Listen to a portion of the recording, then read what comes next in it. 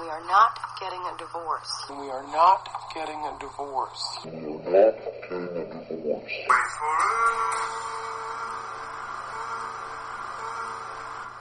SUPERDIVORCE. Hey, welcome to the SUPERDIVORCE SUPERCAST, episode number 19. We're going to talk about first loves tonight. I'm Nicholas Villars. I'm one of the hosts here, and I'm the vocalist in this band. And I am Robert S.J.W. Tallman, and I am also a host of whatever this is, and I play guitar in the band. And Cool. I'm trying to be two guitarists. Cool. At once. So You just we'll got see if that works. a new pedal. Yeah, I got what's called a looping pedal, or a looper pedal, and it allows you to record and play back things with your guitar. It's like the Joseph Gordon-Levitt movie. Yeah. And it's also sort of like when people trigger things that are pre-recorded live, except what I'm going to try mostly to do is to perform those things and then loop them and then play over top of them all in real time, if possible. I'd rather not have to trigger stuff, and it seems a little disingenuous to me as a musician. Well, you have to do what you have to do to present your performance the way it is on the album. Right. And we've chosen to not have two guitar players, so Yes. you have to allow yourself these things. That's right, and hopefully people give me a free pass. They will. And if Because- they don't, then quite frankly, we don't want them. Yeah. Well, I can't play two guitars at the same time. Now, someone out there might disagree with you. Well, yeah. I've seen someone play two guitars at the same time, but I personally, right now, I don't have the ability to do that. And you're not willing to try to make that happen. And there's nothing wrong with that. And not for our Because, style of music, because I couldn't strum. I'd have to be like hammering on and pulling off on both of them, and that's what people have to do if they're playing two guitars at once. Not everyone who's a musician aspires to be a Steve Vai Right. or a Joe Satriani. Yes. We use chords in our songs to fill them out and make them sound fat and big and The guy wide. from Fall of Troy uses a looper. Oh, does he? Yeah, I saw Okay. them live, and Cool. he was doing that. He was making good use of it. Good. Yeah. I'm excited about mine. I just have to master the application of it, as well as figure out the logistics of... I'm sure people are riveted by this, but... Yeah, well, we have a listener here. It's Ivy, and she just said it was boring. I told her we were live on Periscope so she could watch this and relish in how terrible it is. Well, one thing that's not boring is when you crack open an ice cold beer. That's right. And that's what I'm doing right here. And that really perks things up. And now I think that we can really begin the party atmosphere. And I welcome everyone to we're having a party. SUPERDIVORCE SUPERCAST Party Edition. Yeah, Party Edition, but that's not the subject. No, the subject is first loves, and we will get to that. Right? Yes. We'll get to it. But she wishes she had beer. She's ready to fucking party.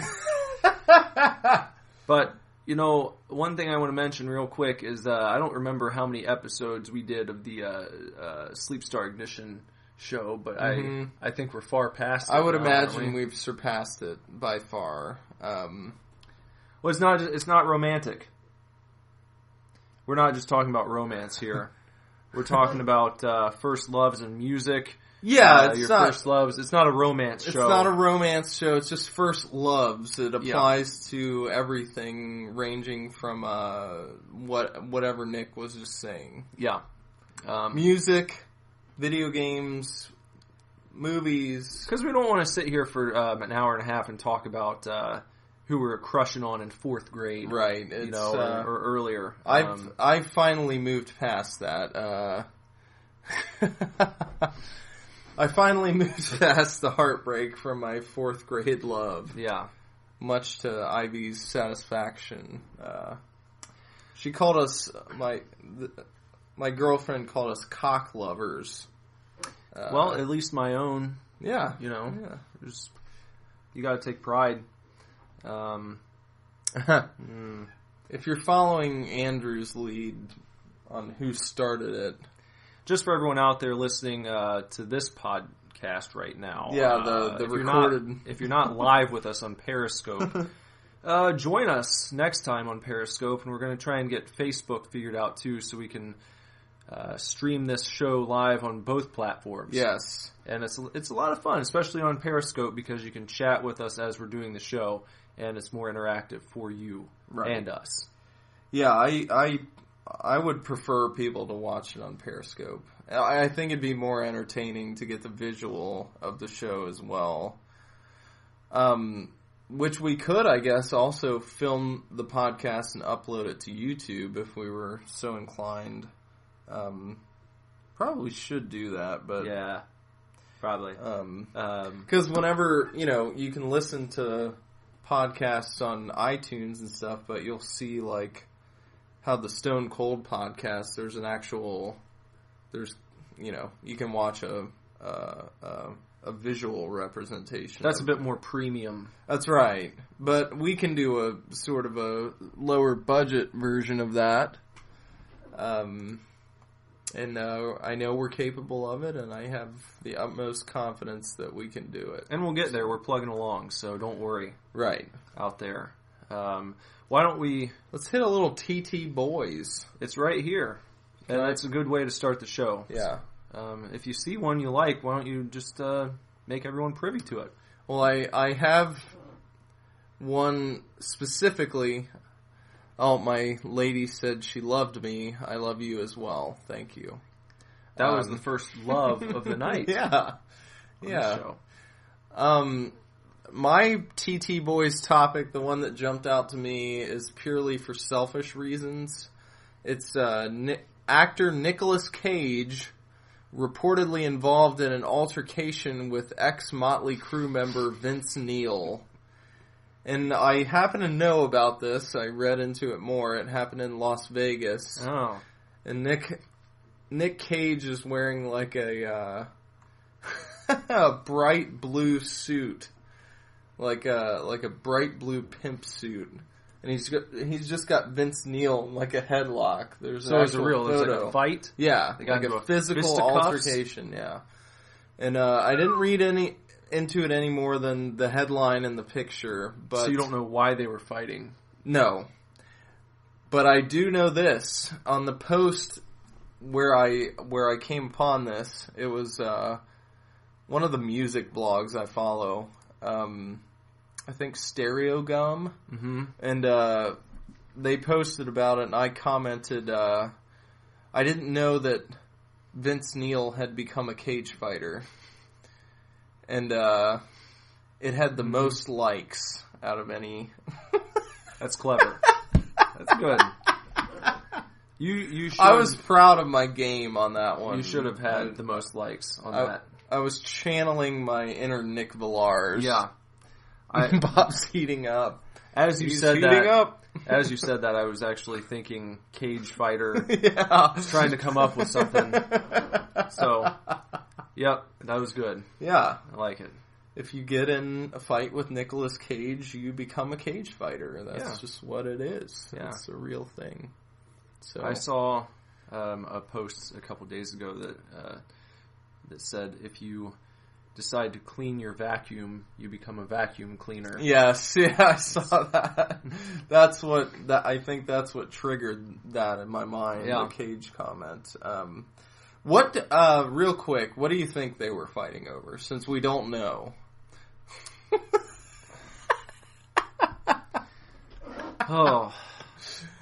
Here's what I think happened. I bet picture Nicolas Cage with a full-blown headlock on Vince Neil, and their faces are almost touching. It's like they're about to kiss. Like, it almost looks like a really chummy picture where the hands around the throat there, but there's Bender. What's up, Bender? He couldn't be on the cast, but he's tuning in.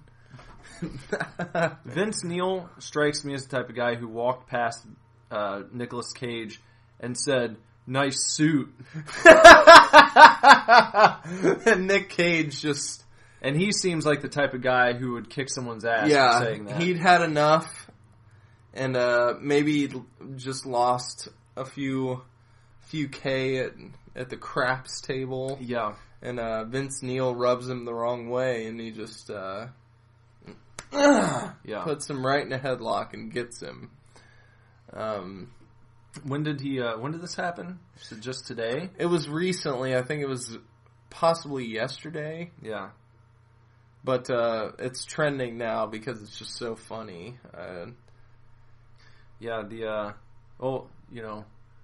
Updates coming in say that Nick Cage is now leaving Las Vegas before the law can catch up with him, so he's got to get out of town. But also I've heard that once all the dust settles, he will return for a honeymoon in Vegas. With his wife, God, what's her name? 3 names. Catherine Zeta-Jones. It's not Catherine Zeta-Jones or Sarah Michelle Gellar. It is horse. People say she has a horse face. It's mean, but she used to be married to Matthew Broderick. I pegged you as a guy who would say Broderick. Matthew Broderick. Just to be different. Maybe you do it? I don't know, because I like him. So I think I'll respect his name. Because you don't want people saying Villers. Yeah. And he doesn't want people saying Broderick. Yeah. Froderick. That's, I can't think of her name either. It's, Why? It's so obvious. Sarah Jessica Parker. Yeah. It's so obvious. Yeah. It's 2 first names and a male first name. Or a last name. Yeah. Yeah. Parker Posey. A lot of people are naming their sons Parker these days. Do I agree with it? Fucking idiots. I don't know. I wouldn't name my son Parker. Parker. Let's see. Recrap. I want to talk about Ernie Els. Oh man. Golfer. Did you see that video? Oh, I read that he had the worst first hole at the Masters ever. It was a 10-stroke first hole. Yes. And he's a former world champion golfer. He's won several major championships in the sport of golf. Yeah. The video, it's like a playback from ESPN, and he's within about 2 to 2.5 feet from the hole. He putts it past the hole. He misses, which is embarrassing. And then he does one of those, and he kind of walks up and he gives kind of a half-ass stance for the tap-in. Yeah. And he taps it past the hole again. And then he walks back to the other side and does the same thing again. He hits it and misses it. And then he does the thing that you see people on golf courses do when they're not taking it serious, where they just putt it past and they're like, that's a gimme. Yeah. And they reach their putter out and just kind of like rake it toward the hole. Yeah. He does that at the Masters. And I'm just like, dude, I wonder if he was penalized, because you can't rake the ball toward the hole.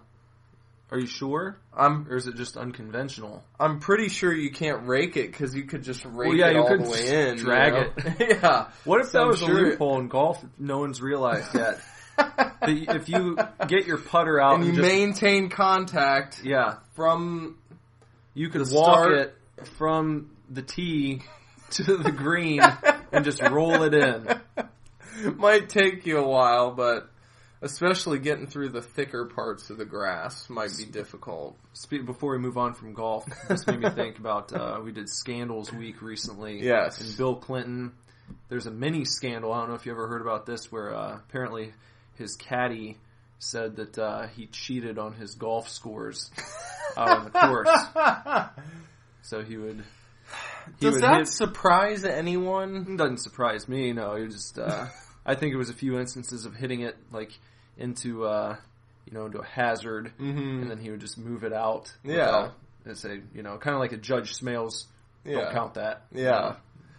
But in real tournaments or in just, like, private matches? I don't know if it was in a real tournament, but maybe just with his buddy. Still, it's come on, take your score. That's right, but,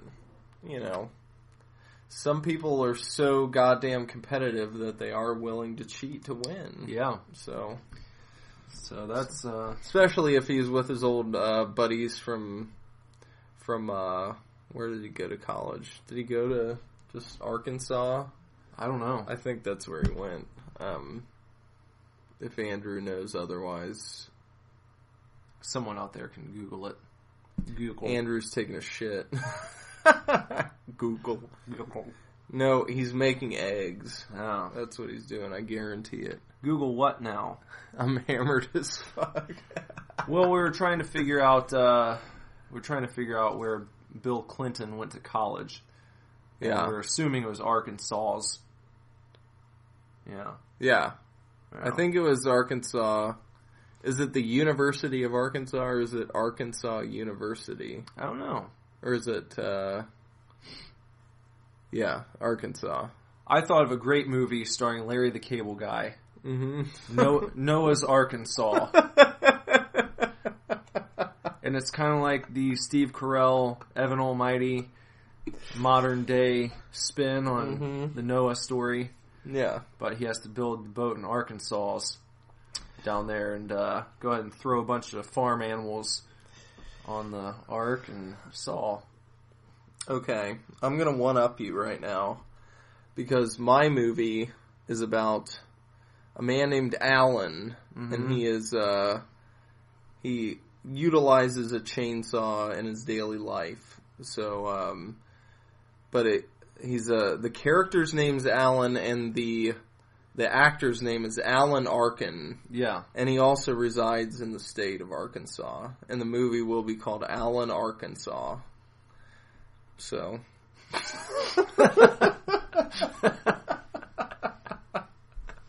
Great job. Yeah. Thank you. I like Alan Arkin. Yeah, me too. He was in Argo. Was he? Yeah. He's a good actor. Comedically gifted and good in dramas as well. You can do both. Yeah. They call that multifaceted. Yes. Alan Arkin, people don't know because Peter Sellers is famous for the role of Inspector Clouseau in the Pink Panther movies, but Alan Arkin actually played Clouseau. Did he? Once. Mm-hmm. Oh. So it was like a Bond thing. Yeah. He passed the torch. He passed the torch to Sellers, I believe. I think he played Clouseau first. Huh. I'm almost positive. I'll have to look into this because I've never heard that before. I'm almost positive. I only ever hear of Sellers. Yeah. Peter Sellers. Sellers is the definitive Pink Panther. Arkin played it a little differently. How about Steve Martin? No. No? No. I saw the first Steve Martin Pink Panther, and I like the hamburger scene. That's the only funny scene, and it's in the trailer. Mr. Magoo. Dough Burger. He's closer when he begins. Yeah. That's what makes it funny. Yeah. And they hit it in that scene, That was about it. That's the I only would thing like I a remember. hamburger. Dough Burger. That's the only scene I remember from that whole film. Same here. He says, Pink Panther is a diamond, you fuck. Yeah, Pink Panther's a diamond, and Inspector Clouseau is the no character. No one said Pink Panther was a man. No. You fuck. Yeah, you're the one who's not paying attention, bitch. Someone on Periscope's giving us some heat over here. And Ivy, we need to watch Pink Panther Strikes Again, I believe it's called. It's the one where he gets Dreyfus high on laughing gas towards the end. And they're both high on laughing gas. Dreyfus has turned on him. He used to be his boss. Is this a spoiler?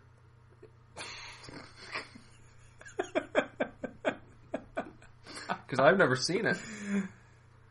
They're goofy comedies. It's not as if, I mean, come on. But if it's someone turning coat, sounds like a big reveal.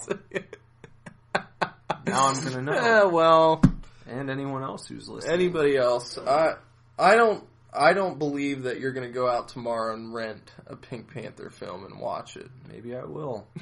I don't believe I might drive 35 minutes to Kettering and go to Family Video and pick up the Pink Panther.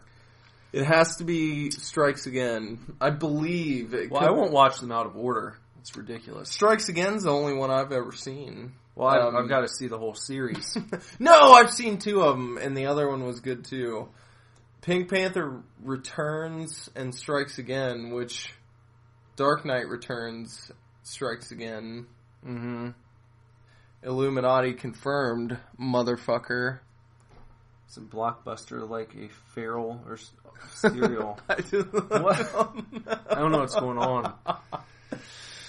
Well, it's my mother's favorite, like, one of her favorite comedies from when she was growing up, and we had it on VHS in my family. It was one of my first loves, was that Pink Panther movie, and we would literally just be rolling. I mean, some of the funniest shit. And it still holds up. I've seen it recently. My mom also loves Young Frankenstein. That's one movie that I grew up with and I've always loved. So I have a soft spot for that film. There was a problem I had as a youngster with movies that looked like they were made in the 60s or 70s. Mm-hmm. I didn't like watching them. Something about the film quality just like gave me like this slightly unsettling feeling. Yeah, because I pushed through it to watch like Willy Wonka. Yeah, but I always remember feeling like that movie. I could tell. Yeah, it was distinctly different than like watching The Goonies or other things that were coming out in the 80s. It seems like there was this hard transition from like 70s to 80s films. Definitely. Where the technology it jumped in a very noticeable way. I agree. And because you get that Charles Bronson. Yeah. Those just look. Yeah. I like it now. Yeah, it's but cool. As a kid, I was slightly put off by it. Yeah. It just seemed like it was going to be lame or something. Yeah. Because I don't know why I thought they couldn't make good movies before the 80s, before I was alive. I think my mom explained to me why basically Young Frankenstein was filmed in black and white, ironically, so it would match the original. And I watched those old black and white Universal monster movies when I was a kid. That was another of my first loves. My dad and I would watch those when they'd run them on TNT all the fucking time, and on Turner Classic Movies and stuff. And we would watch what the hell? Sorry, we got distracted by Periscope. I would watch Frankenstein versus Wolfman, Son of Frankenstein, the original Frankenstein, The Mummies, Invisible Man, Dracula. I just loved them. And so making that transition from watching those to watching Young Frankenstein was easy for me. But yes. I remember I did like Young Frankenstein when I was a small boy. That's funny no matter how old you are. Yeah. That's just comedy that hits on all levels. And of course, I would say another of my first loves would be Monster Squad. Yes. Lost Boys. Here. I loved Lost Boys when I was a kid. Yeah. And surprisingly, I loved Freddy Krueger too. You've told me about that, yeah. Which some people would now say is horrible parenting. But, I mean, I didn't stab anyone, so it's good. You didn't walk around with a Wolverine glove. And, I did make one. Slice people. Yeah. I went to my grandfather's workbench, and I took one of his work gloves, and I shoved Phillips head screwdrivers through the fingers on the inside and slipped my hand in. My fingers were small enough they could fit inside with the screwdrivers in each finger, and kind of walked around just I never stabbed anyone with it, so no worries there. It's make-believe. Yeah, it's just a fun thing. And I remember being super, super excited when I finally found a replica glove for Halloween one year. Yeah. That was the coolest thing to me. It's just, I don't know. I think Freddy has this strange kind of, that comedic side to him. Yes. Because I was still scared of the movies in certain parts, but I would get through it because there was this silliness to it. Yeah. Where it wasn't it didn't scare me the way that Jason did. Yeah. Or Michael Myers.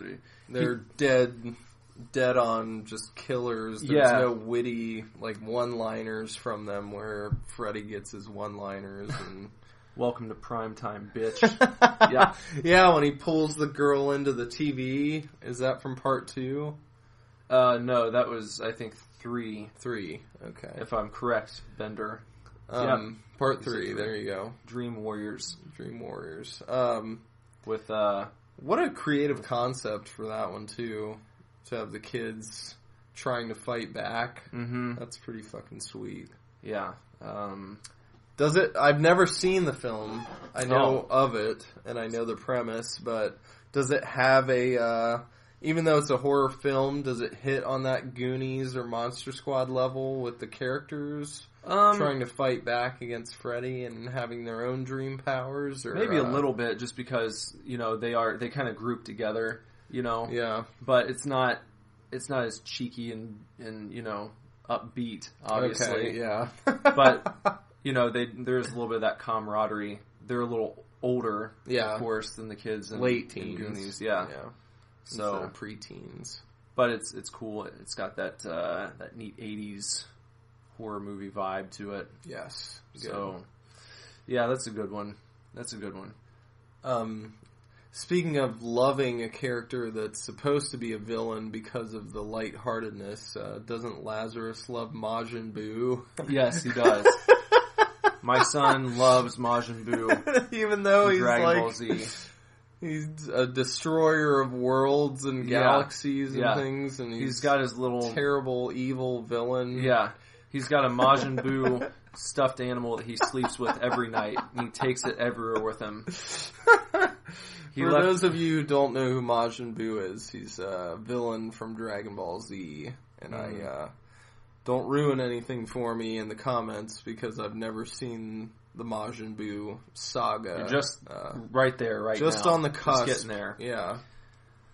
So, yeah, it's funny. He left it over at his grandparents on accident a few weeks ago, and he realized that when he got home that he didn't have it with him, and he just freaked out. It's like, no, Majin Buu's gonna be sad. It's like...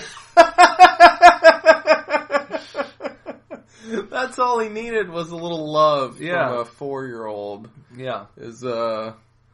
You could have calmed Majin Buu down. You wake him up and just have Lazarus run up to him and not let him be sad. Yeah. Because if they're not together, he'll be sad. Yeah, and then he'll want to destroy the universe. Majin Buu doesn't want to take over. Yeah. He just wants to destroy things. Fuck shit up. Yeah. Yeah. That's how I perceive him without knowing a lot about the character, is that he just enjoys fucking things up for the sake of fucking them up. It's fun to him. him. It's fun, yeah. It's like playtime. And he gets... it's like a little kid. It's playtime. Yeah. That's awesome.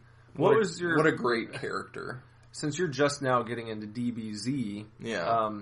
I will say that was my first love as far as anime goes. and I've not gotten into a whole lot really. I'm pretty much a basic bitch when it comes to anime. Yeah.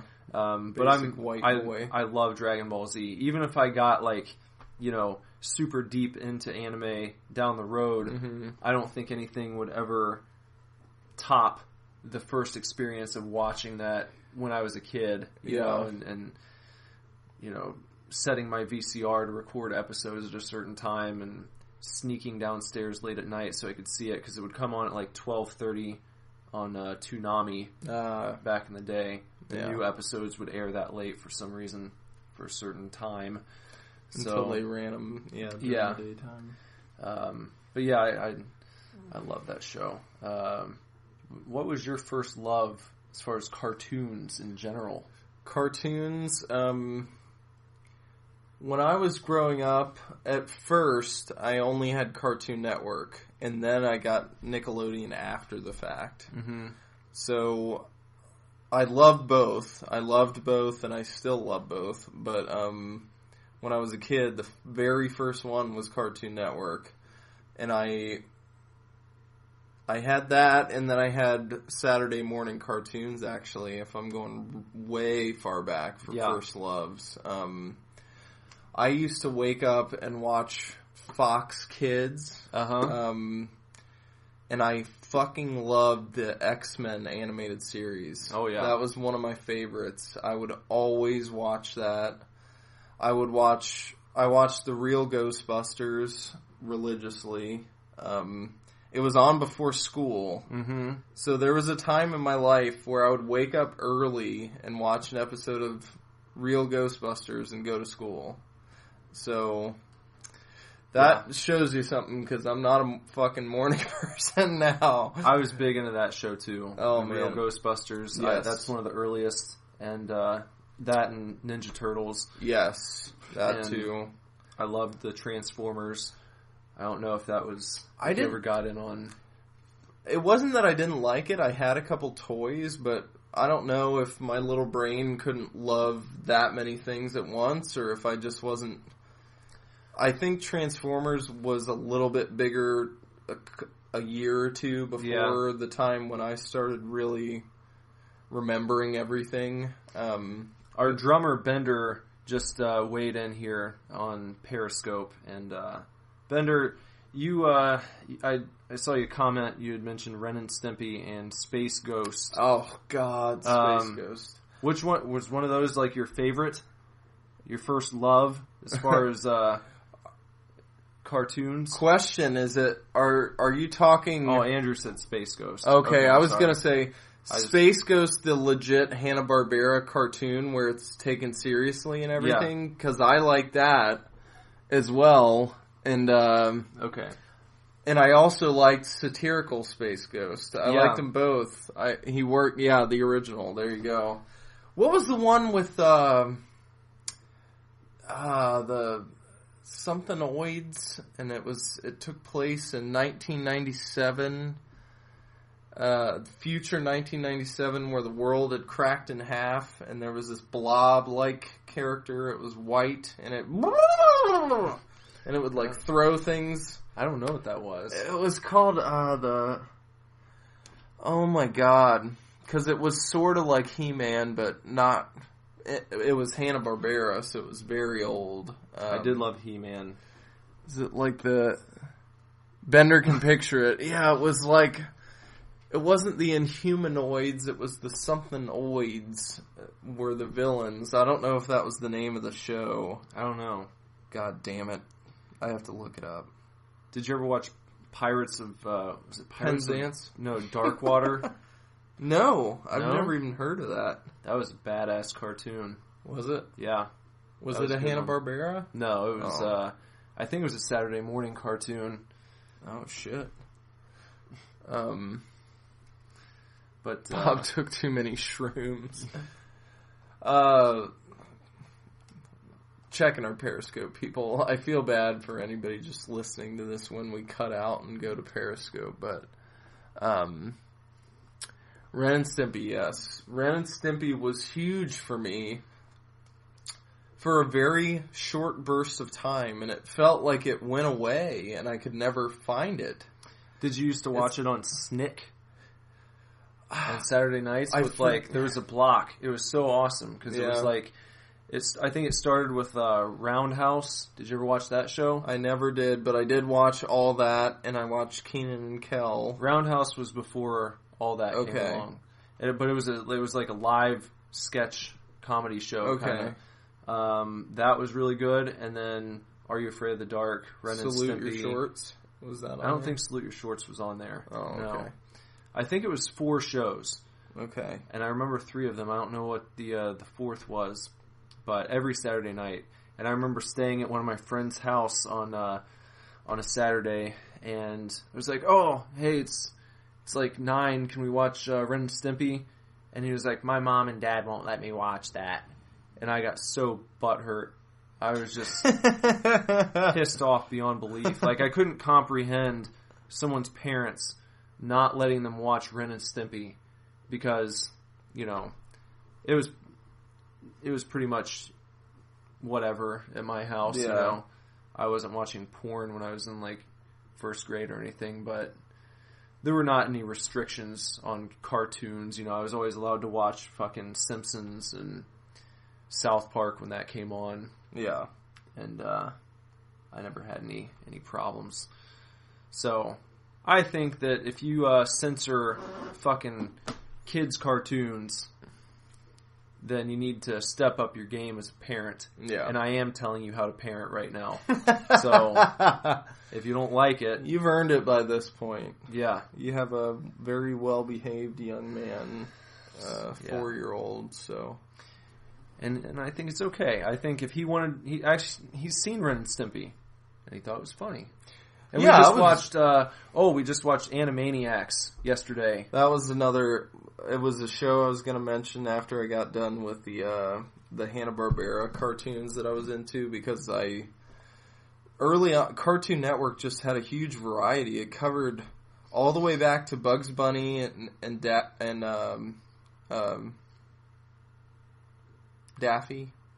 Duck. Mm-hmm. And Elmer Fudd and Porky Pig and stuff, all that shit. All the way back to that, to Tom and Jerry, which I also loved. Marvin the Martian, you know, all that old stuff. Up through, I think that was like way early, like 30s, 40s. Yeah. And then you get to the Hanna-Barbera stuff from the 60s. You got classic Scooby-Doo. The best Scooby-Doo episodes are the really, really old ones. I used to love falling asleep watching Scooby-Doo. That was like my favorite thing. Such a good show. It had, you know, the initial scariness of the monsters, and then, you know, the investigating, and it was always the formula, but man, it was classic. And then they'd have the chase scenes with the 60s, like, Monkees wannabe bands that, you know, playing a song specifically written for the episode, and it was just fucking great. I loved the skeleton in the spacesuit. Mm-hmm. He was my favorite. And I would try to act like him and be like, he had this weird laugh. And I would get my mom to do it too, and we would just laugh our asses off. What did you think of Minor 49er? Doesn't he say his name too? I don't Isn't remember. He like, Minor 49er? I don't...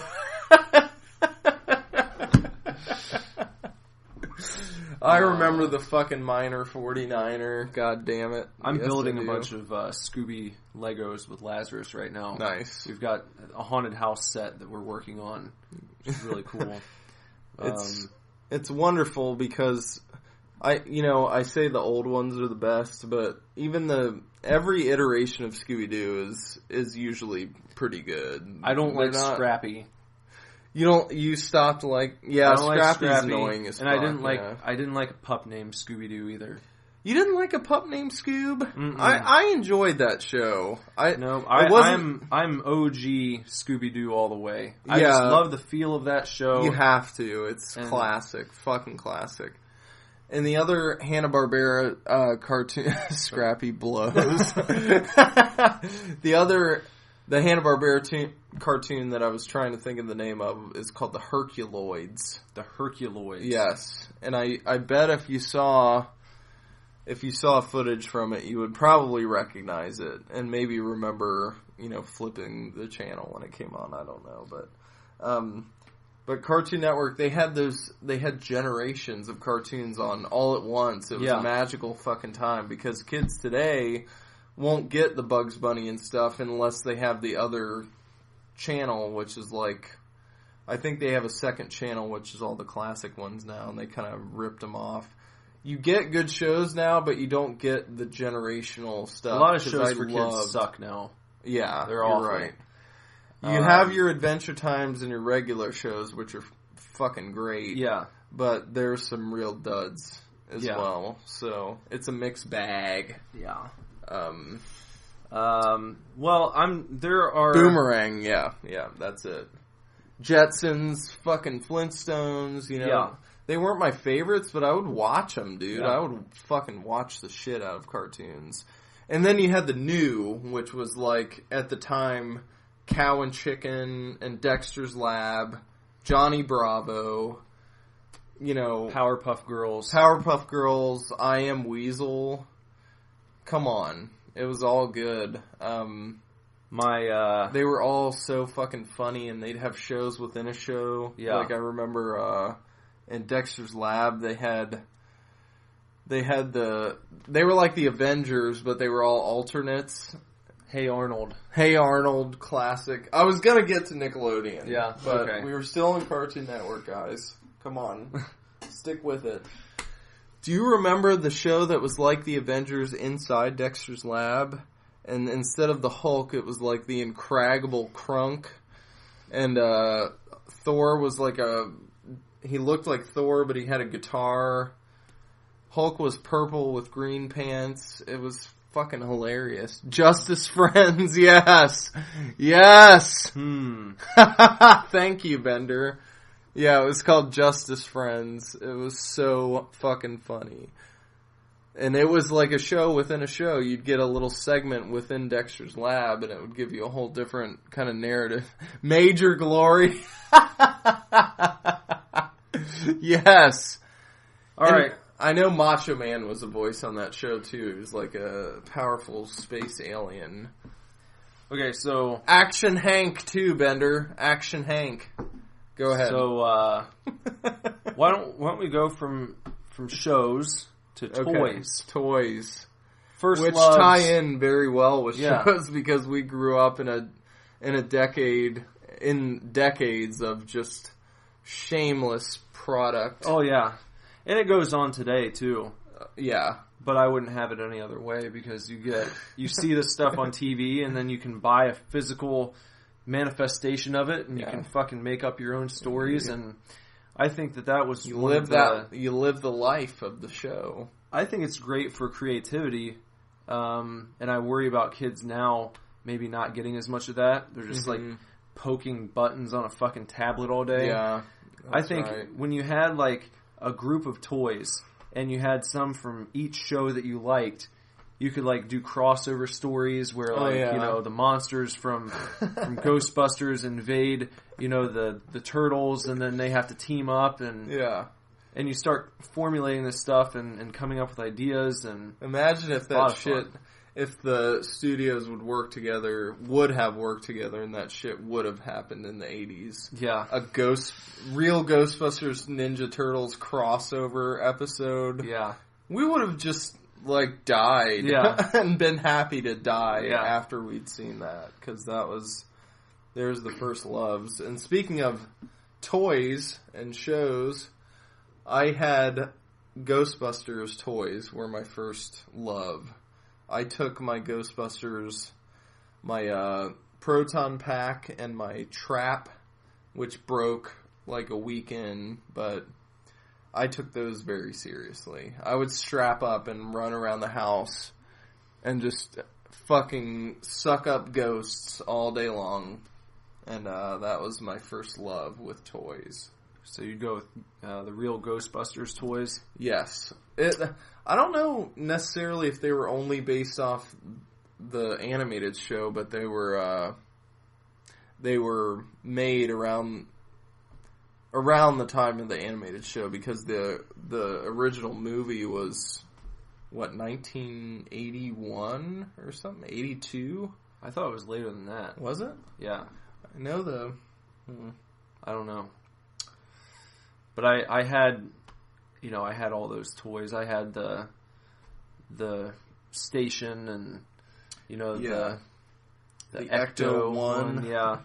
I had 84. That. Yeah, so it had been out for a few years by the time I got my toys, but... I don't know. See, it's tough for me because I was kind of spoiled when it came to action figures.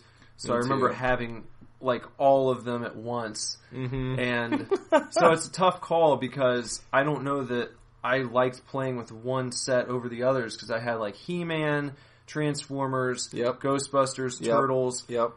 And I would constantly, have them interacting with each other. So it's really tough. I'd have to say that my first love was just that activity, playing with all of those action figures. Yeah, my mom would buy me one every Friday. Yeah, when she got off work, just one, and then by the time that you've been doing that for a long time, I had a suitcase, and I would just pop open this suitcase, and it was just fucking stuffed with action figures. And I had all the ones you mentioned. I had Terminator. Oh yeah, I remember those. Swamp Thing that if you put him in the freezer, he would change colors. Did you have the playset of the Swamp Thing?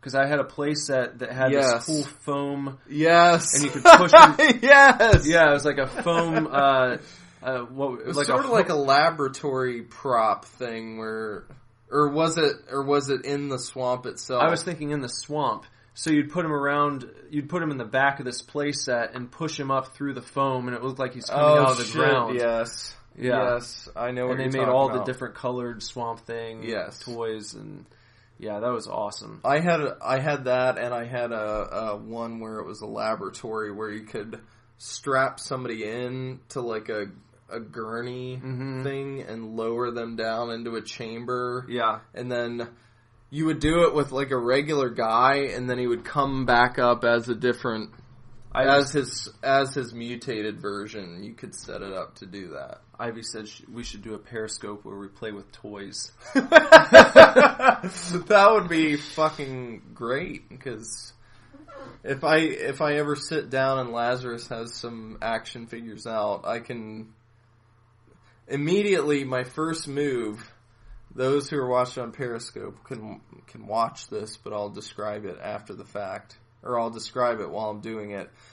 The action figure in my left hand gets turned horizontally, and then the action figure in my right hand moves straight ahead and gets the left guy in a body slam, and then he body slams him. That's funny because my first reaction is to put them in a suplex setup. So a headlock where the one's bent over. Yeah.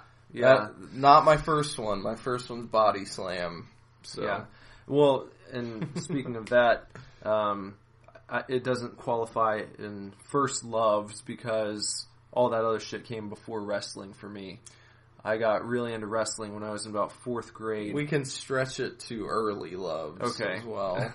Maybe. Maybe. Fuck you, Andrew. But wrestling figures, I got so elaborate with those. Yeah. Setting up, pay-per-views for myself. Oh, that's a good one. Ways we've broken toys. Oh, yeah. I didn't break my shit. I was like you, Nick, because we talked about this before. Mm-hmm. We would get rough with our toys, but not to the point of breaking. Yeah. And then if other asshole kids... There was always that one kid who just fucking broke everything. Yeah. And you'd have him over and something would get broken. Mm-hmm. And you'd go crying to your mom because you're, 7 years old. And he broke it! Brett from the Loveless. Yeah. Breaking my Power Ranger at recess. And then mocking me for the entire year.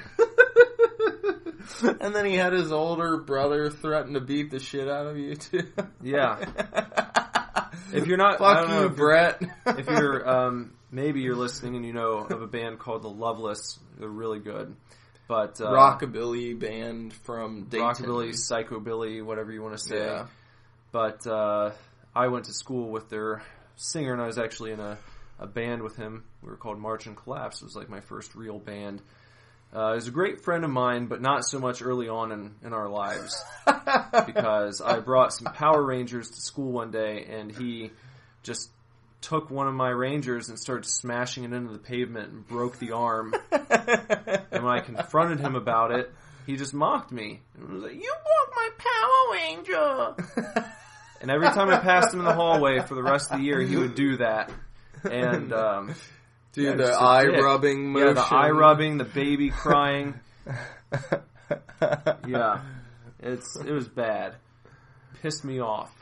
So, if you have kids, teach them the importance of taking care of their stuff and taking care of other people's stuff too, because it's not nice to break people's toys. It's traumatic. It is. I had a kid.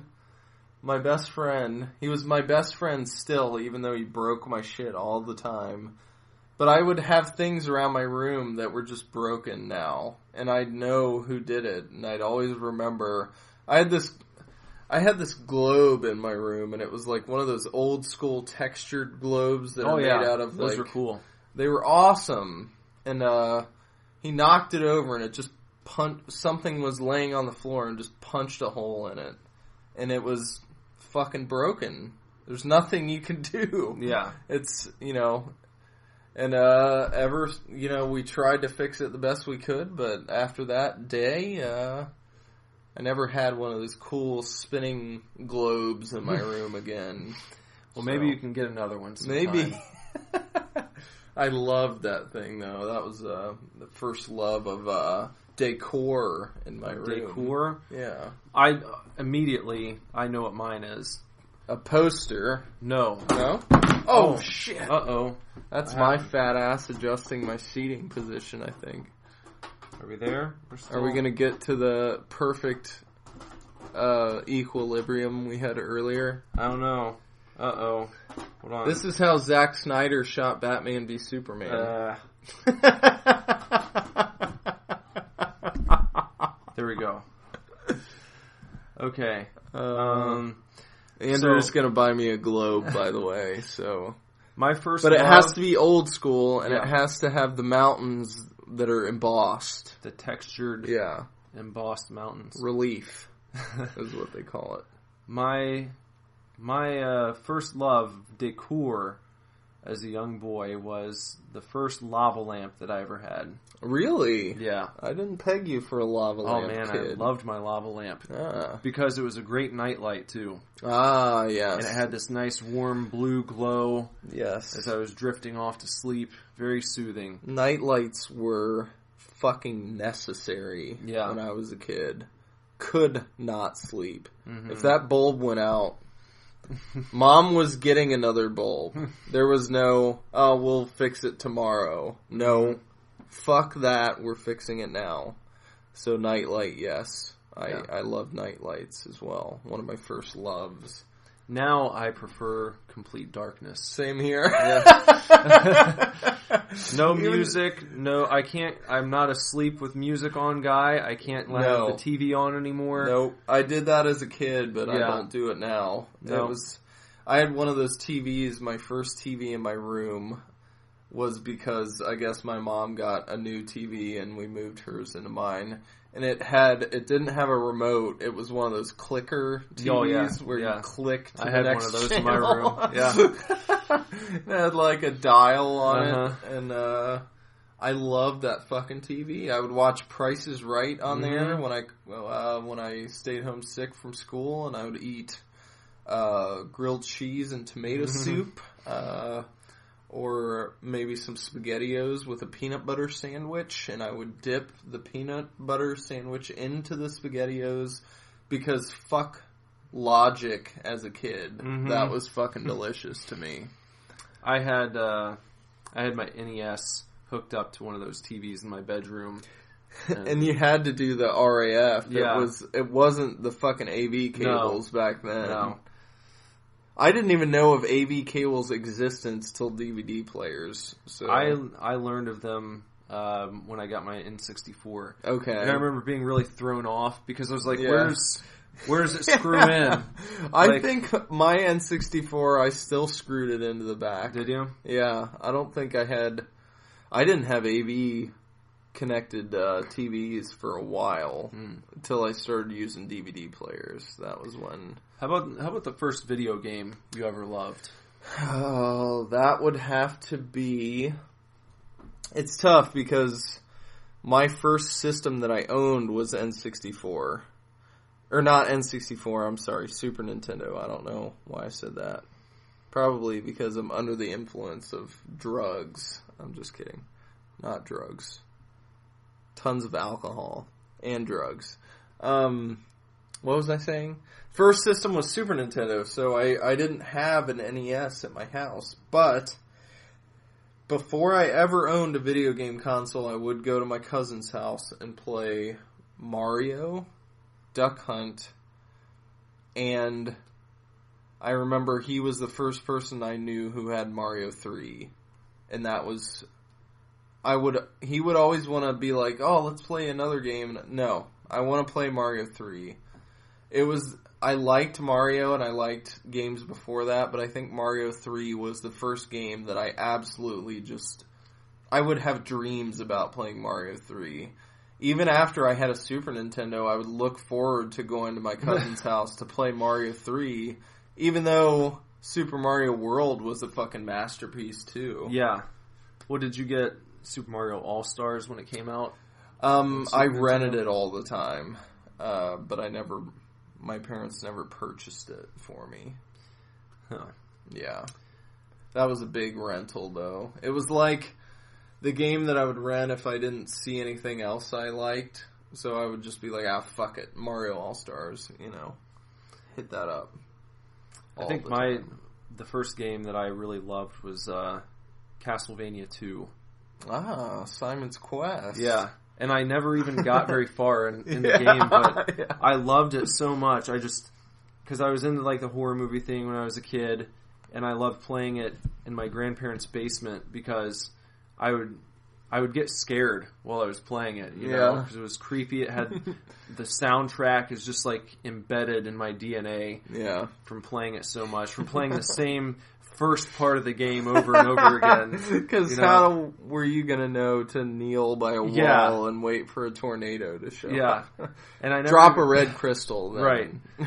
I never even owned the game as a child. I would just, like, every weekend when I'd go over there, I would rent that game. Yeah. And we'd go to the video store. And I did that for probably months. And somehow that I never got bored. Yeah. I was just playing that same part over and over again until I didn't know what to do. Then I'd die and restart and just do it again. That's being a kid for you. It's well, that's being a kid back then. And loving... I'm sure kids today love stuff that deeply when they're kids, but love something that today would be like, how the fuck could you kids are play the same part of a game over and over again? Kids are so easily distracted now, and that's why I've given my son Lazarus a VHS player in his bedroom, and I give him tapes to watch, because I don't want him to get this syndrome of like, I'm watching this video, I've watched it for 2 minutes, now I'm bored, I need something else. Yes. So I just click on something else, and a brand new video appears. And so... You're setting yourself up to have a very short fucking attention span. Yeah, and I think that's a problem for people now. You see the rise of ADHD, and if you're just going and bouncing from one piece of stimulation to the next... It was cool back then because, James Rolfe has talked about this before, how if you rented a game, even if it sucked, that's what you're playing all weekend. Your parents aren't, if you're like we were as kids, which I imagine we were pretty similar, where we're a little bit on the quieter side. I didn't go out of my way to piss my parents off or raise hell or anything. So I was a good kid 99% of the time at that age specifically. Yeah. And, so I'm not throwing a fit when we get home and, I don't like this game. Let's take it back and get another one. No, I would stick it out. Yeah. And I would even do that, like, when you're on the rare occasions, because your parents would sometimes go out on a limb for a present and they buy you a video game. Yeah.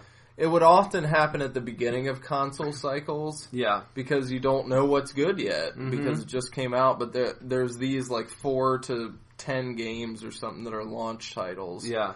So you get a game or two that are amazing, and then you get one that just sucks fucking ass. Yeah. I would still try to play the sucky-ass game and give it equal time, because I felt bad that my parents paid money for that, and it's like, well, it's not the best, but...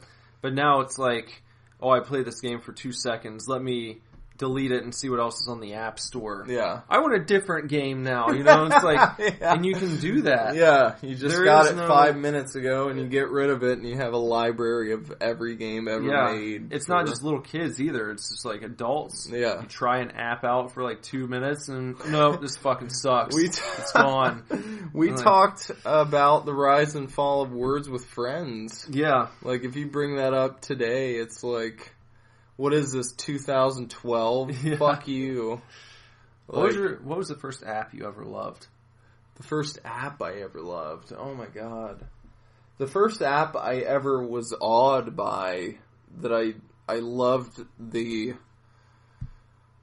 reason for it, and it was the first one I ever downloaded when I finally did get a smartphone. And this app actually wasn't an app at first. It was built into this phone my buddy Mark had, and it became an app later when smartphones, like the very next generation of phones were smartphones. So this was like when phones started getting weird features and being specialized for something like music listening, or here's the phone with the speakers or Everyone wants to something. know if it was Grindr. Grindr. Be sure to follow us on Twitter, Facebook, Tumblr, Grindr, Tinder. What the fuck was I talking about? She interrupted The first me. app. Oh, it was an app where you could say... You didn't say it. Now you can, but... You would press the button and it would tell you what song you're listening to. Oh yeah, Shazam. The artist right? and the... I don't know if it was called Shazam at the time. It was built into the phone. So it was like this phone was the only one that had this function. And then they made the service that you could get on smartphones. But that was the first app that I had to have on my phone because I loved... being in a place and hearing, oh shit, this is a good song, but I don't know who sings it, but I want to download it later. And you press a button and hold up your phone, and hopefully it's loud enough for your phone to get the information, and you're listening to this. It's still a handy feature. Yeah. But now you can say, Siri, what am I listening to? And she'll tell you. So, Would you consider Snake an app? I don't know. It is an application, yeah, because if it was there's versions of Snake in the App Store, so Yeah. I never had the Nokia brick phone, You so didn't? I didn't have Snake. That was my first, so that's probably what I'd have to go with because Okay. I played the shit out of that fucking game. And Well, if we're going back that far, I had a Brick Breaker game on my Qualcomm phone. Was it Qualcomm or Kyocera? Kyocera. Yes. I had a Kyocera phone. It was blue. And it had kind of like that see-through N64 plastic. Yeah. It was cool. And it had brick. It was called Brick Attack, I think. It was I thought it was the shit. Because I was like, you play Snake, but I play fucking Brick Attack. And we would swap, and I would try Snake, and I fucking sucked at it, so... Speaking of transparent phones, transparent plastic, you know what was really cool was the wave of Macs that came out when Jeff Goldblum was doing the commercials. Hell yeah. And they all had like translucent blue plastic. Man, those were sweet. They started coming in different colors when it was just like the fat monitor. Yeah. It looked like a TV, and it would be, a teal, blue, orange. Mm-hmm. I think in Zoolander, that's the computer they smash, but you haven't seen Zoolander. I have not. I never So. have. This guy's never seen Zoolander. Freak! Had those in school. Oh, Cool. that's cool. That's Your a hip must have school. Been, pretty hip. Yeah. To have those. Mm-hmm.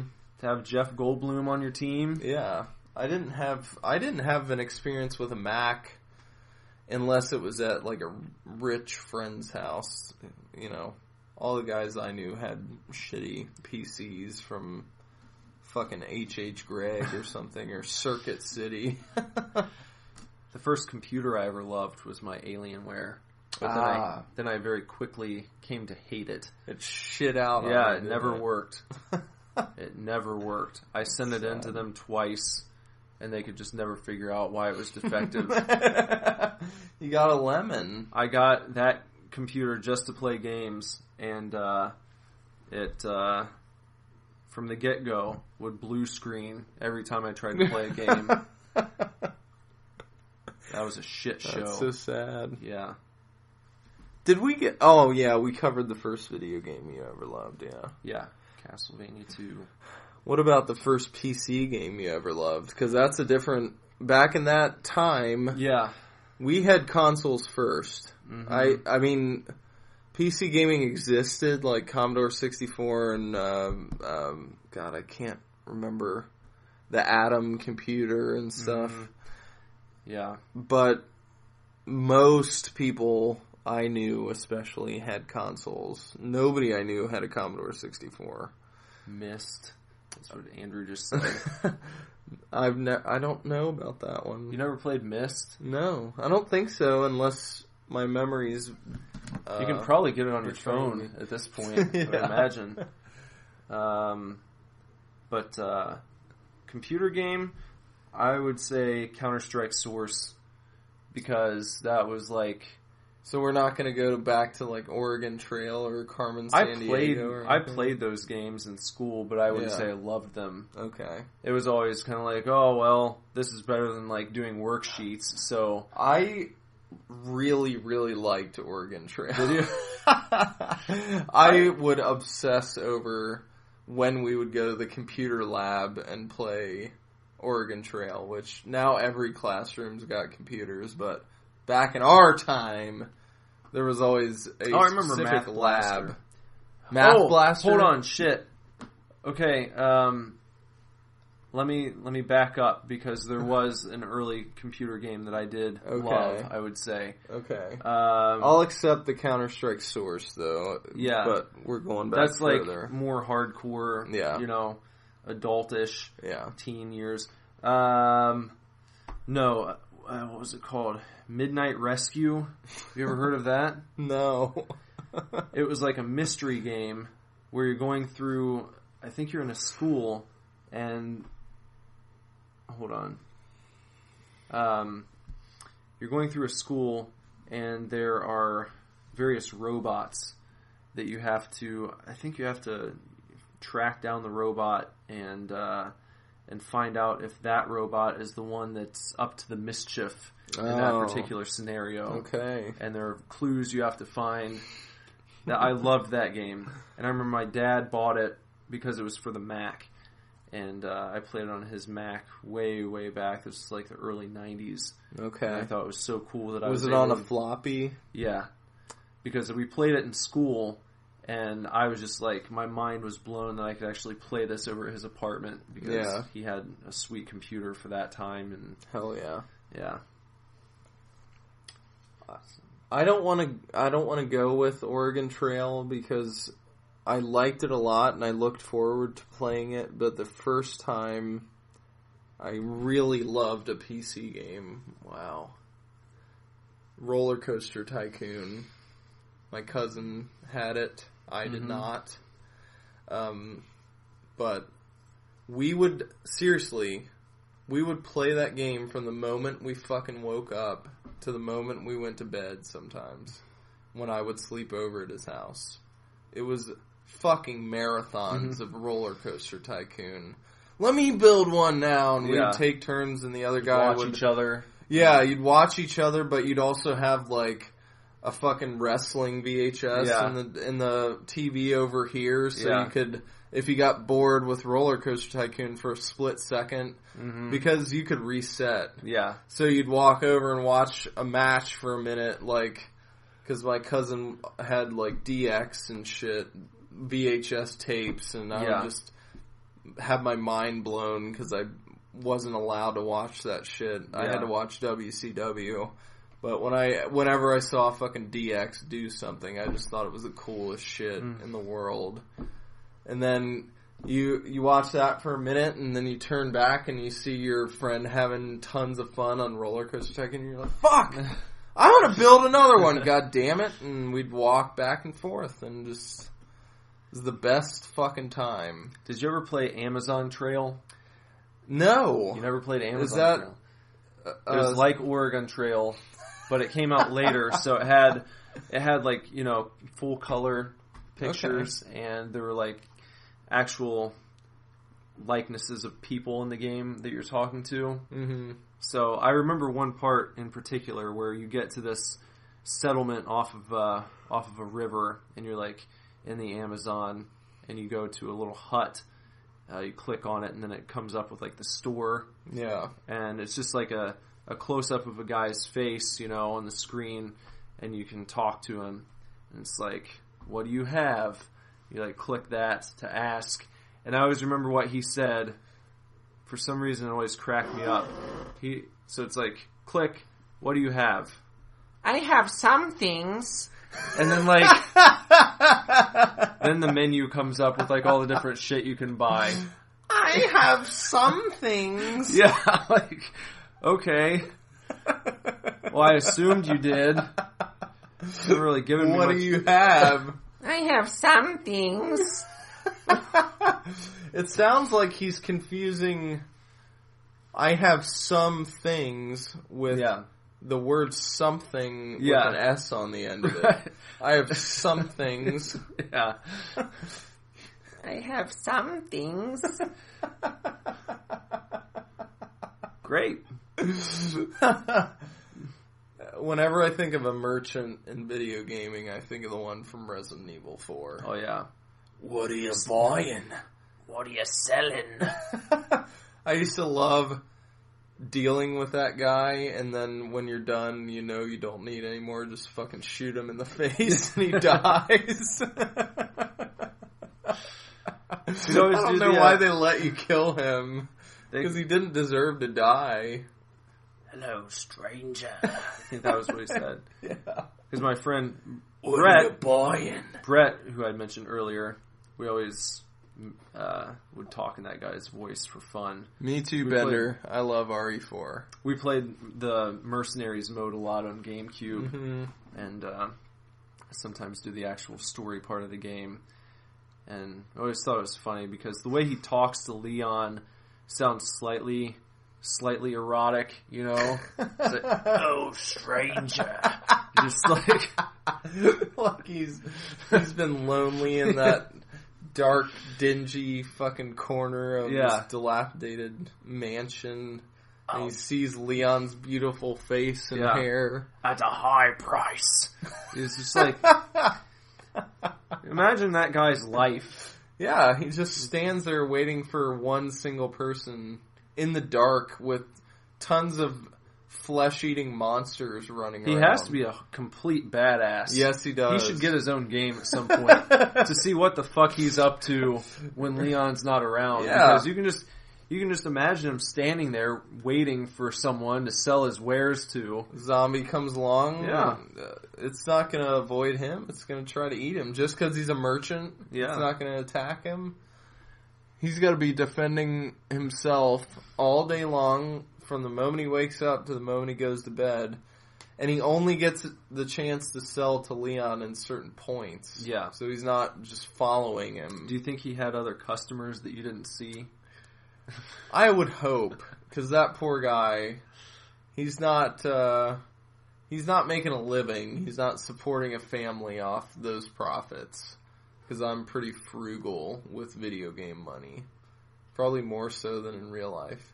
Do you think he was also selling sex toys?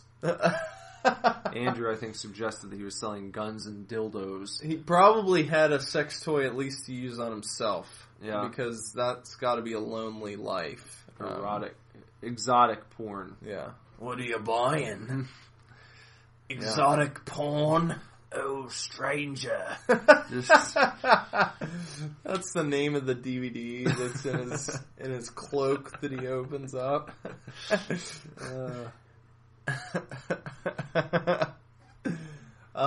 So we got first video games, which was consoles for both of us. Yeah. I think I asked the last one. I don't know if we're doing a specific format, but it seems like we're kind of going riffing back and forth. How about your first love as far as hangouts go? Hangouts? Your first haunt. Oh man, that's tough. Because I used to... Sleepovers were the shit, basically, when I was a kid. And I did that beyond the age that it was probably considered cool, you know. Can I go sleep over at Andy's? And it's like, you're still doing sleepovers? You're like 12, 13 years old. And I'm like, yes. Yeah. They're awesome, you know. Kids at school started acting like they were too cool for that shit. But shit, man. Kyle and I, we were sleeping over and staying up until fucking 4 or 5 in the morning marathoning like Resident Evil. Yeah. Way into high school. Oh, like, yeah. when we were driving. Me too. We'd, like, drive over to his house, or he'd come over to mine and just fucking play games all night and watch shitty movies. Yeah. Those were some of the best sleepovers, in my opinion, because you didn't have anyone telling you to go to bed. Yeah. You know, as long as you weren't, like, making a fucking, you know, a huge commotion or something. At that point, you don't really do that anymore, so... Yeah. I think when you're still having to ask your parents to drive you and being like, can I stay over? Yeah. There's an awkward point between where that is cool with everybody and then people think they're too old for it. And then when you can drive, then everybody starts doing it again. Yeah. You know, I would have my buddies over my house and let them crash on the floor. You don't call it a sleepover by that time. It's like, hey, can I crash here? I'm tired. Or you would just like... one would be on the bed and one would be like on a mattress on the floor or like laying on the floor or something, and you would just fucking fall asleep watching something funny, you know? It's romantic, isn't it? I remember one in particular where Kyle and I stayed up like all night. It was I think we were in 8th grade, and we made like every kid that we hated in WrestleMania 2000, and then just like beat the shit out of them. That was a fun evening. Just cracking up, just making them look as stupid as possible, giving them like the shittiest entrance music, giving them like Deborah McMichael's wave when they came out, you know. I would do that to people in The Sims as well. I used to like making assholes from school and making them pricks in the game. And then, of course, banging the hot girls. Mm-hmm. You know, make the girl you have a crush on, get your characters to eventually have sex. Mm-hmm. Yeah, creepy shit. Yeah. So my first hangout outside of Holmes, because that was the biggest. Yeah. But when I had my buddies in like 8th grade, when we would start wandering the neighborhood and trying to go over other people's houses and not wanting to be driven there, and if they were close enough, we would walk down to UDF up the street and get a milkshake. Or just stand around and act like assholes and do jackass stuff, which was, you know, Jackass was fucking massive back then. And we would make our own Jackass videos. I did that too. And we would go down to UDF and find a shopping cart, or I remember stealing my dad's crutches that he had from when he had surgery. They were like 15 years old even back then. and just like slowly crossing at a red light and then just falling in the middle of the street and holding out traffic. But that was our haunt, and they would sometimes make us leave because we would hang out too long because we didn't have anywhere else to fucking go. And I remember one time outside of the UDF we used to walk to, just up the street, we found an intact cigar inside of the packaging. It was a Titan Philly, individually wrapped, and I thought it was going to be badass. Smoke it. I'd never smoked anything, but I think I was like 14 maybe. And I was so excited to smoke this cigar, and we talked about it, and just like, I blew smoke, so much smoke, like, fuck yeah, this is gonna be sweet. And then when the time rolled around, I chickened out. You wouldn't even take a puff? Nope. And my buddies smoked it in front of me, and then years later, I think I tried a cigar before I ever tried a cigarette. I think somebody let me take a hit off a Black and Mild. What the fuck? Yeah, I think a Black and Mild was the first thing I ever smoked. The first time I ever saw one of my friends smoke, I was driving my first car was a Toyota 4Runner, and it was formerly my grandfather's. Mm-hmm. And I had it for probably like 6 months. And one day I was driving with my friend Kyle, and he just happened to like open up the ashtray that I hadn't touched since I like had the car, and there was a cigarette butt in there with like a tiny bit of cigarette left. Oh god. And he just grabbed it, and he like had a lighter for some reason, and he just lit it up and started smoking it, and I about like crashed the car because I was laughing so hard. It's like the most ridiculous thing I'd seen anyone ever do, because he didn't even smoke. He wasn't a smoker. Yeah. He just grabbed my grandpa's old cigarette and started smoking it. I mean, it sounds dumb, but for some reason Did you think at the it time was cool, or no? He was just being funny. Yeah.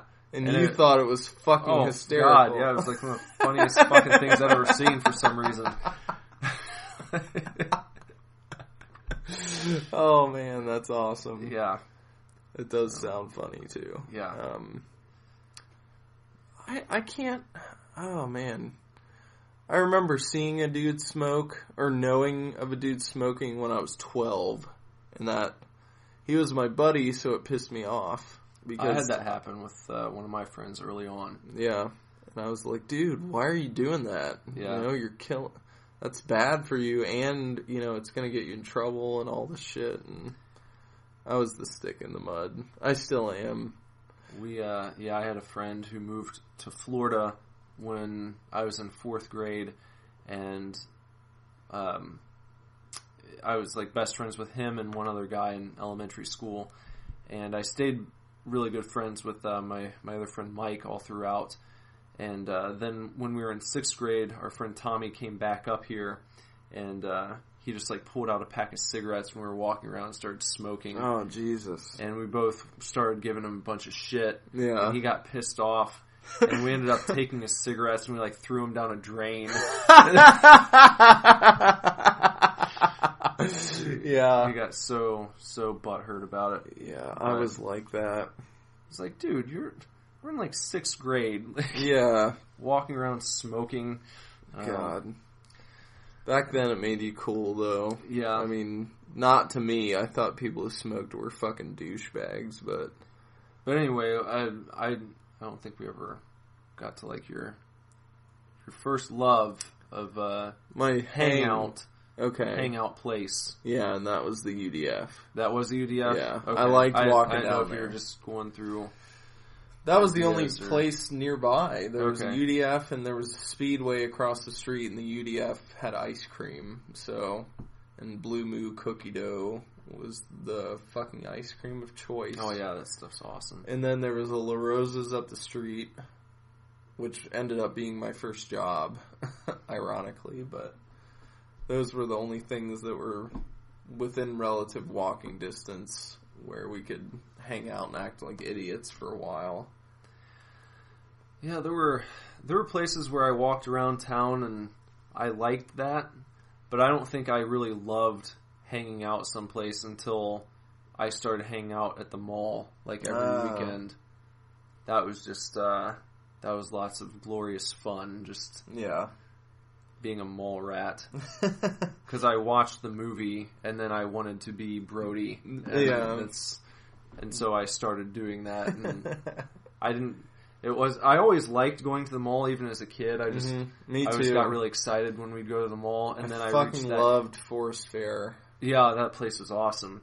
With the fountain and stuff. But you get to the age when you could actually drive to the mall and just fucking walk around. Yeah. And, this is before social media, so, like, you're trying to meet girls or whatever that aren't at your school. Yeah. You do laps and you'd see, like, a group of girls, and it's like, okay, if we see them again, we'll go up and talk to them. You start running through this whole thing, and you can't get the nerve up the next time. So, okay, well, if we see them one more time, then we're going to say something. Yeah. But fuck, man, now, do kids even have to do that?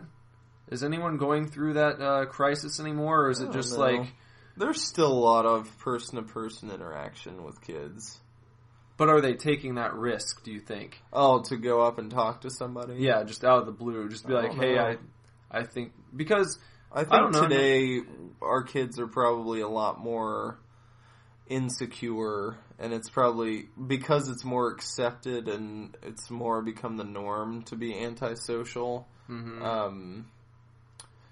They might be like that. I'm sure there's still your outgoing types who will always go up and say hi, but I feel like now there's a lot of emphasis placed on not judging by appearance. Yeah. And back then, that's all you got. Yeah, you were going off of like, hey, I think you're kind of hot. Yeah. I think now let's talk and see if your personality matches up, because sometimes it didn't. Yeah. And you go up to a girl and she's just like a complete cunt for no reason, just, do that whole thing or just like roll their eyes. But I think would do that. But I think that's good. Yeah. Because then that teaches you, you're not always going to be successful here. Yeah.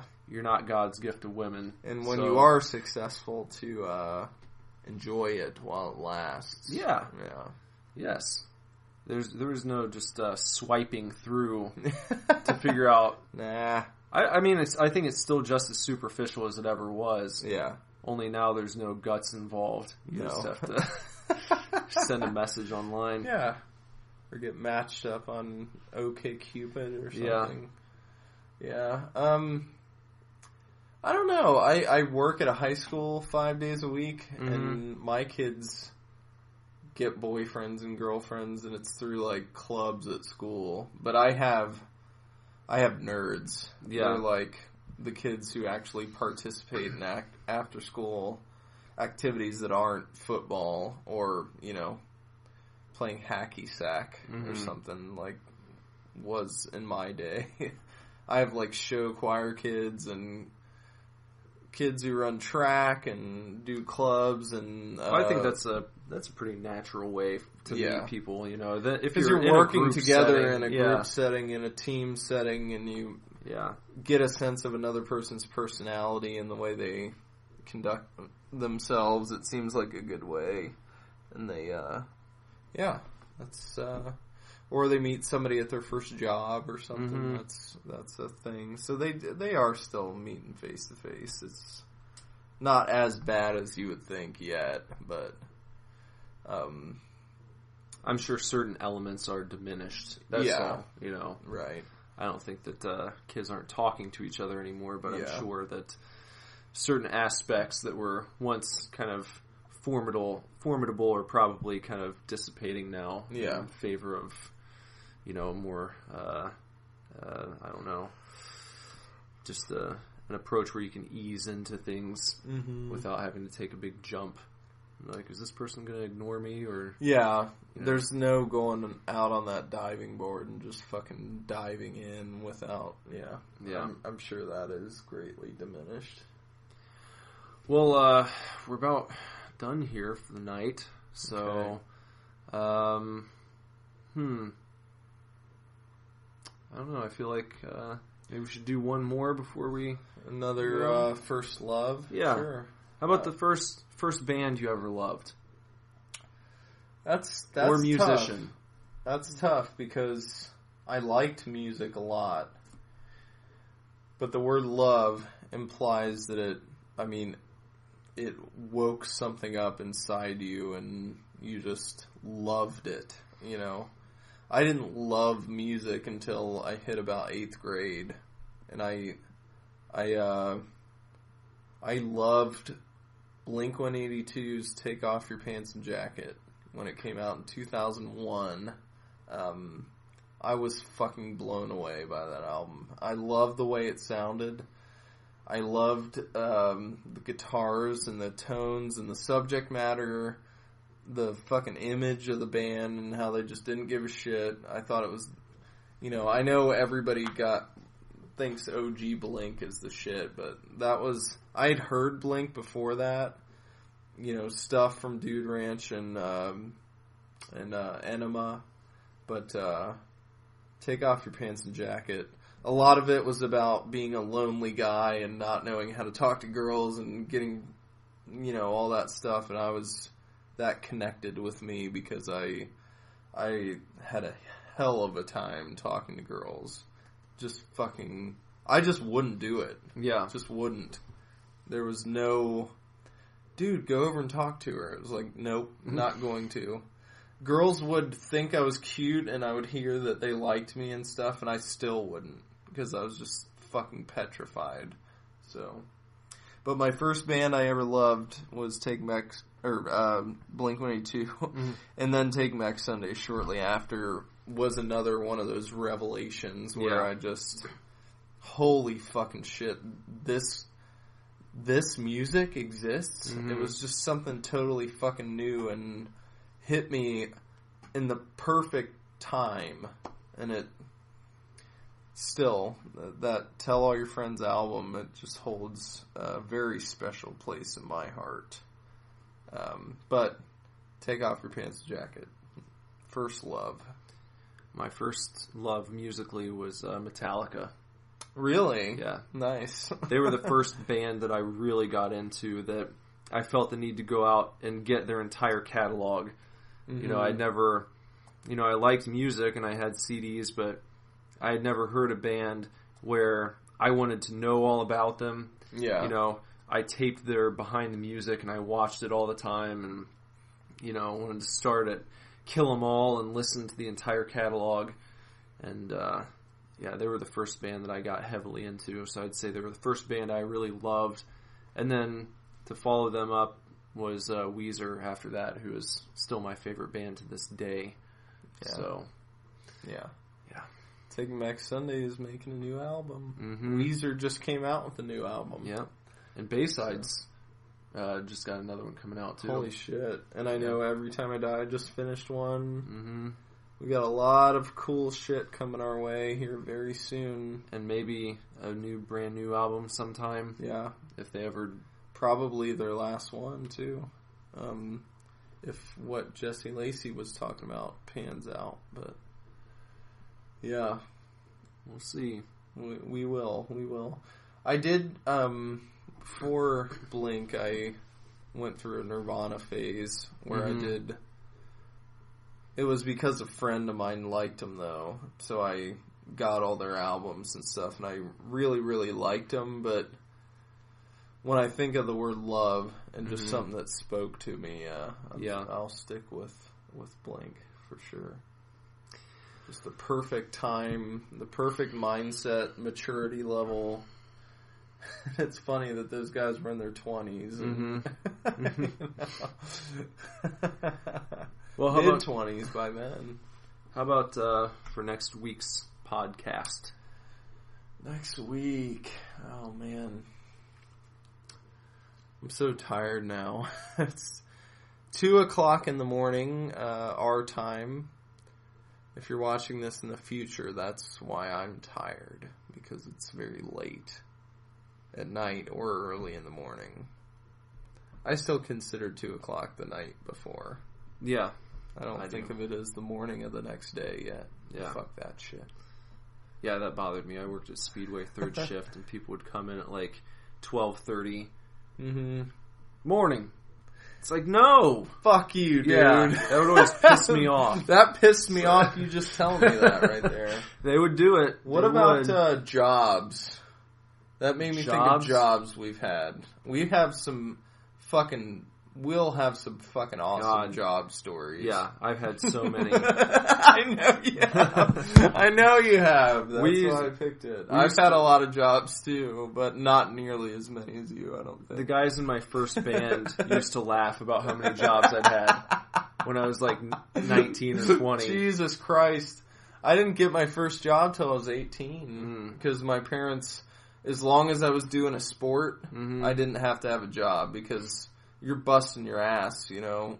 Some kids did both, but I couldn't do it. Well, we'll pick it up next week with jobs. Jobs next week. That'll be fun. Hopefully we'll have the other two with us, and Dale and Bender will get their jobby stories in there. So, all right. Well, thanks for watching and thanks for listening. We'll talk to you later. See you later, guys. Bye. SUPERDIVORCE.